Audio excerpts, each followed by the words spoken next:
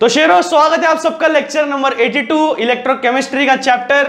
और inorganic chemistry के साथ साथ हमारा ऑर्गेनिक केमिस्ट्री का भी पोर्शन आपके सप्लीमेंट्री एग्जाम के तौर पर उसके हिसाब से खत्म हो चुका है, ठीक है।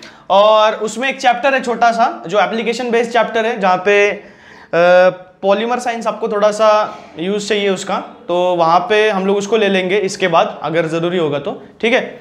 So it's the exam again I would like to announce कि 20 नवंबर से आपका एग्जाम शुरू हो रहा है, ठीक है। 20 नवंबर से लेकर 10 दिसंबर तक आपका एग्जाम्स होगा 12th स्टैंडर्ड का।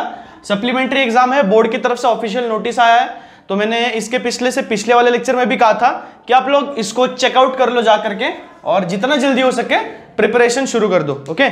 सो if you are regular in studies, you don't need to prepare, you just need to revise, and if you haven't studied yet, so please start it ASAP, ठीक है, as early as possible।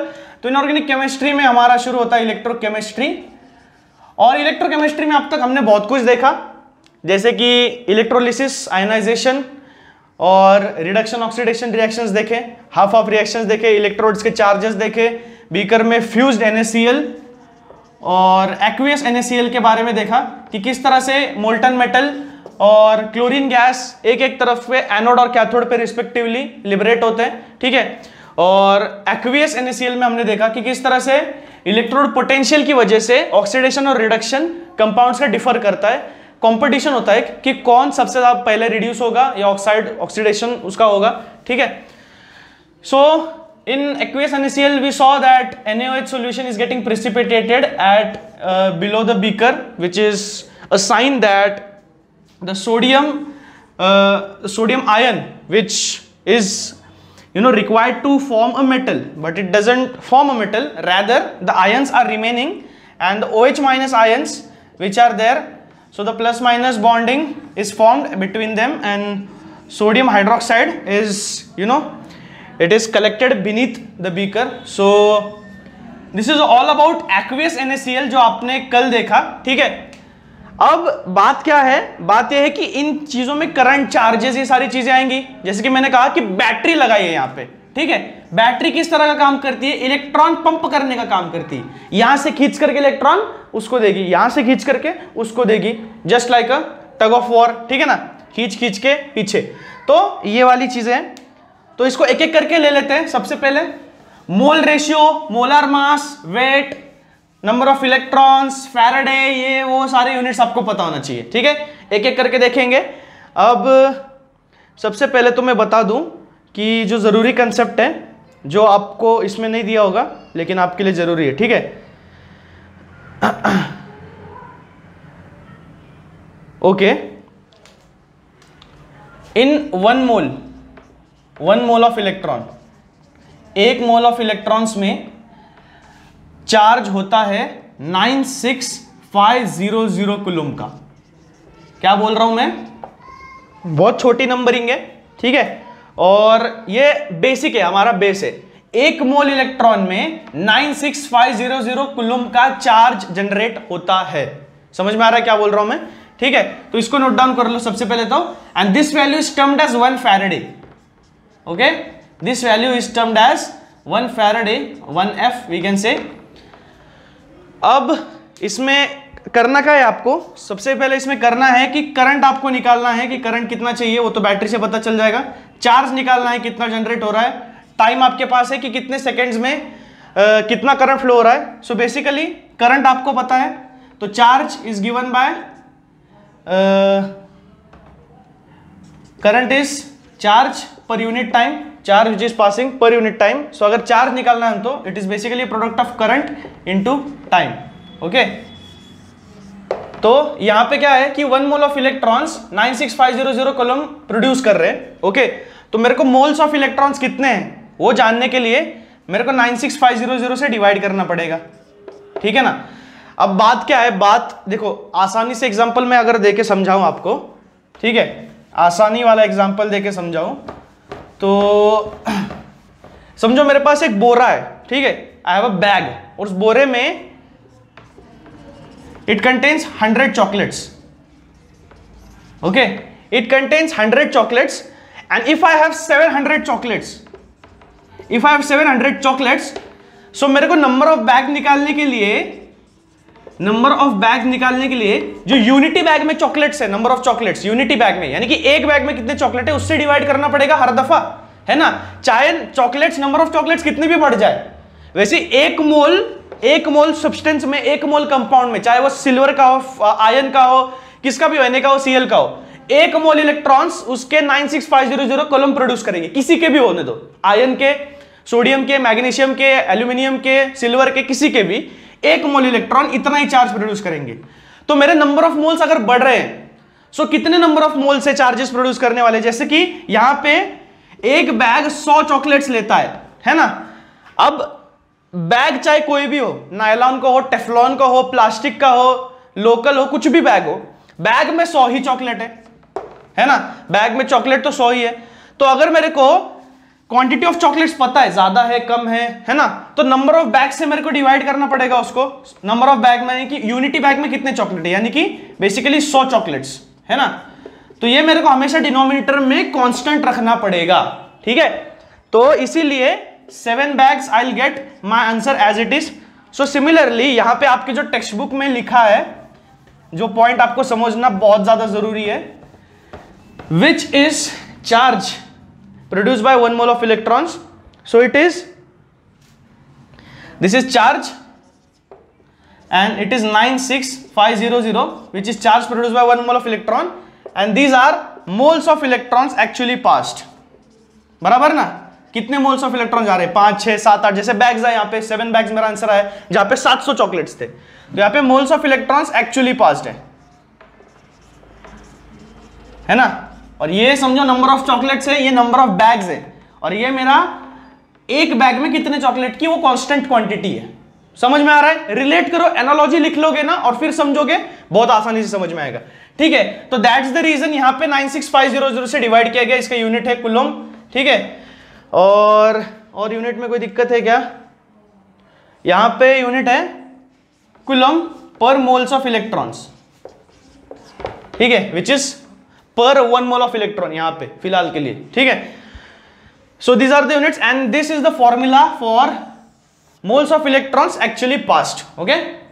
सो आपको समझ में आ गया होगा, यहां पे moles of electrons actually passed जो चार्ज है, ठीक है, उसको हम डिवाइड करते हैं 96500, यानी कि एक मोल इलेक्ट्रॉन कितने चार्जेस प्रोड्यूस कर सकते हैं, एक मोल में जितने इलेक्ट्रॉन्स है वो कितना चार्ज प्रोड्यूस कर सकते हैं, उसको हम हमेशा कांस्टेंट रखते हैं यहां पे डिवाइड करने के लिए। अब दूसरा पॉइंट है हमारा कैलकुलेशन ऑफ द मोल्स। तीसरा पॉइंट एक्चुअली देखो, पहला पॉइंट था कि चार्ज कैसे निकाले, चार्ज निकालना है सीधा सीधे करंट इनटू टाइम, यानी कि कितना करंट पास हुआ है उस बैटरी में से कितने टाइम में, है ना, 1 सेकंड के लिए आप लोग इस्तेमाल कर सकते हो। सेकंड पॉइंट था हमारा कि किस तरह से चार्ज हम लोग निकाल सकते हैं, कि हम लोग मोल्स ऑफ इलेक्ट्रॉन्स, यानी कि कितने इलेक्ट्रॉन्स पास हो रहे हैं, है ना, मोल्स ऑफ इलेक्ट्रॉन्स कितने हैं पास हो रहे हैं एक्चुअल में, वो निकाल सकते हैं। तो डिपेंड करता है, क्योंकि एक मोल में 96500 कूलम चार्ज प्रोड्यूस होता है, तो जितना चार्ज होगा तो उतने मोल्स ऑफ इलेक्ट्रॉन्स हम लोग कैलकुलेट कर सकते हैं dividing by this actual charge, ठीक है। अब थर्ड पॉइंट है हमारा calculation of moles of product form. अब प्रोडक्ट कितने मोल्स ऑफ प्रोडक्ट फॉर्म हुआ है, तो उसका कुछ इससे लेना देना है नहीं, है ना। तो उसका हम देखेंगे एग्जांपल कि अगर देखो एल्यूमिनियम है, ठीक है, ये 3+, इसका आयन है, और इसको मेरे को 3 इलेक्ट्रॉन्स लगते हैं, है ना, इसको स्टेबलाइज न्यूट्रल करने के लिए, तब जाके ये Al मेटल फॉर्म होता है। तो इस तरह से मोल रेशियो का जो डेफिनेशन है, मोल रेशियो यानी कि it is the ratio of moles in product form, moles in the product formed divided by कि इलेक्ट्रॉन्स रिक्वायर्ड, ठीक है। अब मेरे को बताओ कि इलेक्ट्रॉन रिक्वायर्ड है वो है 3, और 3 इलेक्ट्रॉन के बाद वहां पे 1 मोल मेटल एल्यूमिनियम का फॉर्म हो रहा है, सो 1/3 इसका मोल रेशियो, ठीक है। सिमिलरली जो टेक्स्ट बुक में दिया है कि Cu2+, ठीक है ना, Cu2+, इसमें 2 इलेक्ट्रॉन्स रिक्वायर्ड होते हैं और तब जाके एक Cu आयन बनता है, तो सिमिलरली इसका मोल रेशियो होगा 1/2, क्योंकि 1 मोल ऑफ Cu फॉर्म हुआ है, Cu मेटल, तो फिर उसके लिए 2 इलेक्ट्रॉन्स रिक्वायर्ड है, सो 1/2 इज द मोल रेशियो, ठीक है। तो ये है कंसेप्ट हमारा मोल रेशियो का। अब जो हमारा तीसरा पॉइंट है, यानी कि मोल्स ऑफ प्रोडक्ट फॉर्म, कितना प्रोडक्ट फॉर्म हुआ है, मोल्स ऑफ प्रोडक्ट फॉर्म, वो है दो चीजों का प्रोडक्ट। पहली बात तो उसमें आ जाएगा, देखो मोल्स ऑफ प्रोडक्ट फॉर्म हमको कैलकुलेट करना है, मोल्स ऑफ प्रोडक्ट फॉर्म्ड। आप लॉजिकली भी इसको देख सकते हो कि कितने मोल्स प्रोडक्ट फॉर्म होंगे, जितना उसका मोल रेशियो होगा, जितना उसका मोल रेशियो होगा multiplied by moles of electrons actually passed, moles of electrons actually passed, ठीक है ना। अब इमेजिन कर सकते हो एनोड से कैथोड की तरफ इलेक्ट्रॉन जा रहे हैं, ठीक है। अब मोल्स ऑफ इलेक्ट्रॉन, जितने मोल्स ऑफ इलेक्ट्रॉन पास हो रहे हैं और जितना उसका मोल रेशियो है, ठीक है, जितना उसका मोल रेशियो है उतना ही प्रोडक्ट फॉर्म होगा ना मेरा। यानी कि Cu है, Cu के लिए 2 इलेक्ट्रॉन चाहिए बैलेंस करने के लिए, तब जाके एक Cu मोल बनता है, तो मोल रेशियो इसका 1/2 होगा। तो जब वहां पे 2 इलेक्ट्रॉन जाएंगे तब जाके मेरा एक Cu बनेगा ना। और कितने जल्दी जा रहे हैं वो भी ज्यादा जरूरी है कि कितने मोल्स जा रहे हैं। 1 मोल जा रहे हैं तो सिर्फ 96500 चार्ज लेके जा रहा है वो, ठीक है। 4 5 7 10 मोल जा रहे हैं एक साथ, तो जल्दी जल्दी इलेक्ट्रॉन जा रहे हैं और जल्दी होगा। और अगर मोल रेशियो भी ज्यादा है, यानी कि मोल रेशियो समझो अगर 1 है, यानी कि क्या, 1 इलेक्ट्रॉन गया तो 1 एटम Cu का बन रहा है सीधे सीधे, ठीक है। तो पूरा डिपेंड करता है ये दोनों कि मोल्स ऑफ प्रोडक्ट कितने फॉर्म होंगे एट कैथोड, ठीक है। तो ये वाली बात है। तो आप लोग लॉजिकली समझ सकते हो कि ये प्रोडक्ट क्यों लिया गया है, that is the moles of electrons actually passed from one electrode to the another multiplied by the mole ratio, ठीक है। तो ये हो गया मेरा तीसरा पॉइंट, जहां पे मेरे को फाइंड करना था मोल्स ऑफ प्रोडक्ट फॉर्म। चौथा पॉइंट है मेरा कि चौथा पॉइंट है मेरा मास ऑफ प्रोडक्ट फॉर्म। अब मास, इसको हम W से सिग्निफाई करेंगे, W उसका सिंबल है। अब आपको पता है सबको कि number of moles is what, number of moles is mass upon molar mass, right. तो अगर आपको मास चाहिए तो आप क्या करोगे, नंबर ऑफ मोल जो भी दिए गए हैं उनको आप मल्टीप्लाई कर लोगे मोलर मास से, वो आपका बन जाएगा मास, ठीक है। हैंडराइटिंग मेरी थोड़ी सी गंदी है तो आप टेक्स्ट बुक में साइमल्टेनियसली देख सकते हो, सेम बात है।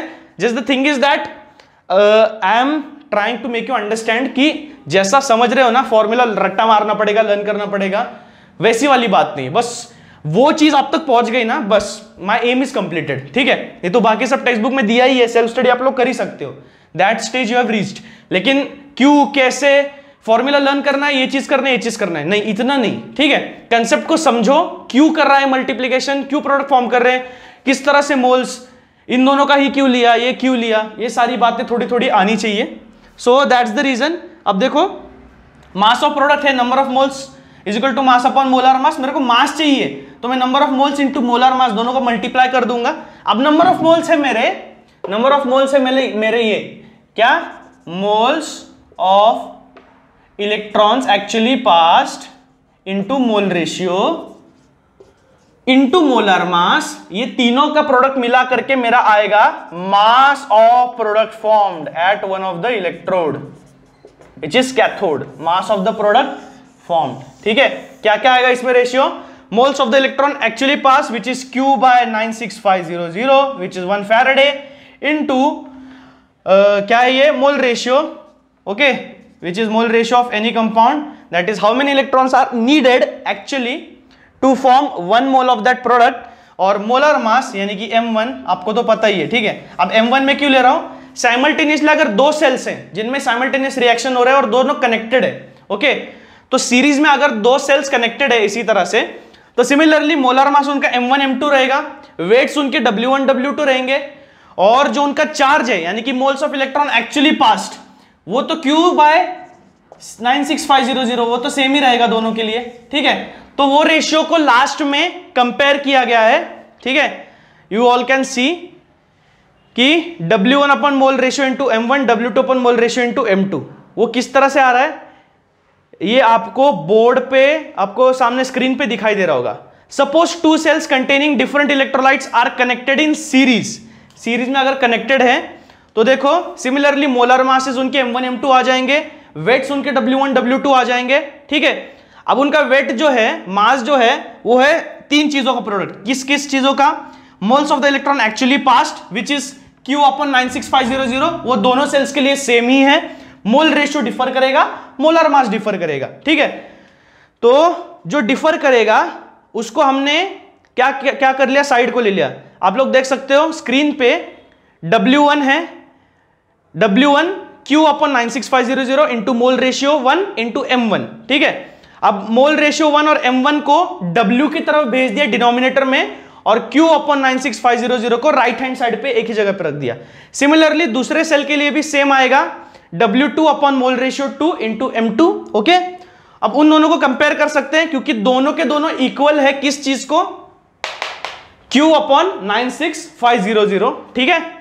सो इस तरह से ये दोनों हमको रेशियो मिल सकते हैं, दोनों हमको रिलेशन मिल गए कि दो सेल अगर सीरीज में है तो इनको किस तरह से कंपेयर कर सकते हैं कि एक का वेट मेरे को अगर पता है और दूसरे का मेरे को पता है कि इलेक्ट्रॉन कितने पास है, यानी कि नॉर्मल जो थ्योरम है कि रेशियो है 4AB A upon B C upon D, तो इन चारों में से आपको तीन चीजें अगर पता है तो उसमें से आप चौथी चीज जरूर ढूंढ के निकाल सकते हो। So similar are the numericals. अब Cu दिया है, Cu कैथोड पे फॉर्म हो रहा है, 5 एम्पियर करंट है, उसमें 100 मिनट का टाइम लग रहा है, और मोलर मास दिया है 63।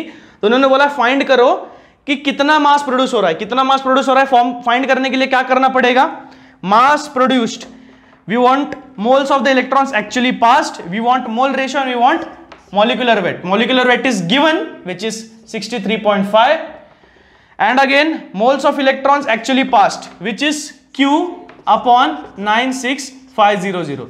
अब Q मेरे को दिया नहीं है, मेरे को दिया है करंट 100 एम्पियर का, और मेरे को दिया है टाइम, तो मैं Q की जगह पे I इंटू टी डाल सकता हूं, जो मेरी फर्स्ट प्रॉपर्टी मैंने सिखाई ये वाली, ठीक है। I इंटू टी डाल दिया मैंने वहां पे, तो मेरा 100 इंटू टाइम मेरे को लग रहा है कितना, सॉरी करंट 5 एम्पियर है, करंट 5 एम्पियर और टाइम मेरे को लग रहा है 100 मिनट। तो टाइम में तो सेकंड में लेता हूं हमेशा, मिनट में तो लेता नहीं चार्ज निकालते हुए, तो आप लोग 60 से मल्टीप्लाई कर सकते हो और डिवाइड बाय 96500, ठीक है। ये आपको मिल जाएगा moles of electrons actually passed. Mole ratio बहुत बेसिक है, Cu है 2 प्लस चार्ज है तो 2 इलेक्ट्रॉन लगेंगे तब जाके एक Cu फॉर्म होगा, तो mole ratio is 1/2 which is 0.5, ठीक है। और मोलर मास आपको दिया गया है 63.5। सारे के सारे वैल्यू डाल लो, मल्टीप्लाई कर लो तीनों को, multiply divide, you can use log table, okay, which is very compulsory and necessary for you all. तो आप लोग उसको इस्तेमाल करके ऐसे न्यूमेरिकल्स आप लोग सॉल्व कर सकते हो। तो मेरे शेयरों आज के लिए होमवर्क इतना ही है कि जितने प्रॉब्लम्स दिए यहाँ पे 1 2 3 4, और मुझे इसमें से कोई भी हार्ड नहीं लग रहा, कोई भी इसमें हार्ड नहीं है, सारे के सारे सेम ही है, सारे के सारे यही फॉर्मूला पे बेस्ड। अगर ये आपको समझ में आ गया moles of electron, mole ratio, ये वो, तो आप लोग इसको आसानी से कर सकते हो यार, ठीक है। अगले लेक्चर में मैं सिखाऊंगा गैल्वेनिक सेल को और सॉल्ट ब्रिज, फिर जाके आएगा उसका राइटिंग कॉम्बिनेशन, रेडॉक्स रिएक्शन किस तरह से चेंज होंगे, वापस इलेक्ट्रिक पोटेंशियल के बारे में पढ़ेंगे, और यस बहुत सारी चीजें हैं। तो धीरे धीरे करके एक एक सब पढ़ लेंगे। बात बस ये है कि लाइक, शेयर और सब्सक्राइब, ये 3 चीजें हमेशा करते रहो, जुड़े रहना, बने रहना। और सबसे पहली बात तो जितना न्यूमेरिकल्स में बोल रहा हूं करने को, एक्चुअली यार एटलीस्ट सॉल्व तो आप लोग करके ला सकते हो, ठीक है। करके ला सकते हो मतलब कर लो। अब मैं चेक तो नहीं कर सकता, लेकिन अगर कुछ भी डाउट हो तो प्लीज मुझे कमेंट सेक्शन में जरूर मेंशन कर दीजिएगा। कुछ भी न्यूमेरिकल अगर आपको डिफिकल्ट लग रहा है, आप अनसॉल्व में से भी कुछ अटेम्प्ट कर सकते हो, उसमें से भी कुछ दिक्कत आ रही है, तो please you can mention in the comment box.